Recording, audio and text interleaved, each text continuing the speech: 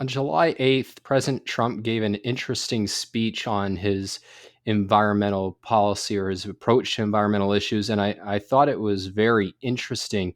In part, he did something that we do and advocate doing, but almost nobody else ever does, which is not talking about environmental issues in isolation, but as a larger project of, I mean, as he puts it, a goal of achieving the highest quality of life to all Americans, which he lays out includes economic prosperity, jobs, energy abundance, and a healthy environment.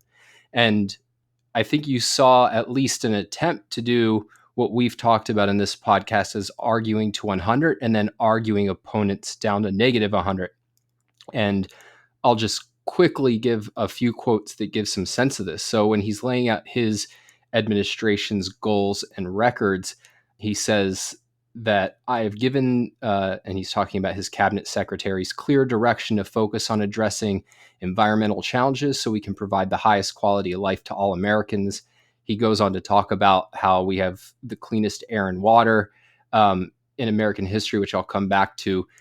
But in addition to clean air and water, he says that means being good stewards to our public lands, prioritizing cleanup of polluted lands that threaten our most vulnerable citizens and threaten them very dearly, implementing pro-growth policies to unlock innovation and new technologies which will improve American life and America's environment. And he goes on to talk about how a strong economy is vital to maintaining a healthy environment. When we innovate, produce, and grow, we're able to unleash technologies and processes that make the environment better while reshoring. And so importantly, you look at this is Trump kind of stumbling, not me.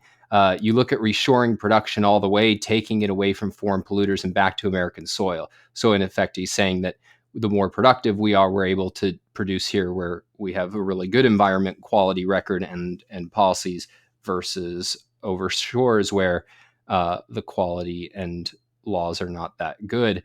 And then he goes into depth on his opponents, and he talks about how the previous administration waged a relentless war on American energy.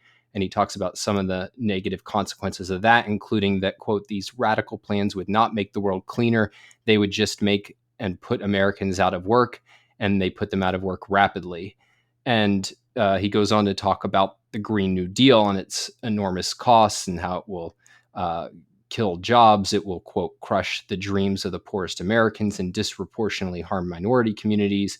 And basically says that he will oppose it in the name of American sovereignty, American prosperity, and American jobs. And it's definitely not perfect for a number of reasons. In part, I think that it embraces like anti-impact as a goal in certain areas. So he talks about wanting the cleanest air, crystal clean water, and in the climate, it's conceding that the goal is lowering CO2, where he's championing our nation's energy-related carbon emissions have declined more than any other country on Earth. So I think there's ways in which it's embracing the wrong goal, but I thought it was just very interesting.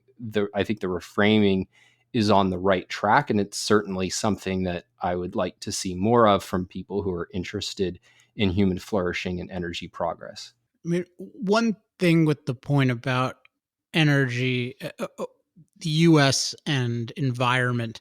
So there's I think two different levels of recognizing the relationship between industry and environment. So one level is that if you have industry and you're productive and you're wealthy, then you can afford to spend money on environmental issues, particularly things like pollution control. And there's some truth to that. But the more fundamental point is that the core nature of industry is that it takes the natural environment and it makes it into a much better human environment. It takes a planet that's naturally very dangerous and makes it unnaturally safe. And it takes a planet that's naturally deficient and it makes it unnaturally abundant. And I would love to see a politician who said something along those lines, because then you really get at the other side is regressive. Like they want to regress to a primitive planet, versus the more advanced industrialized planet that we have today.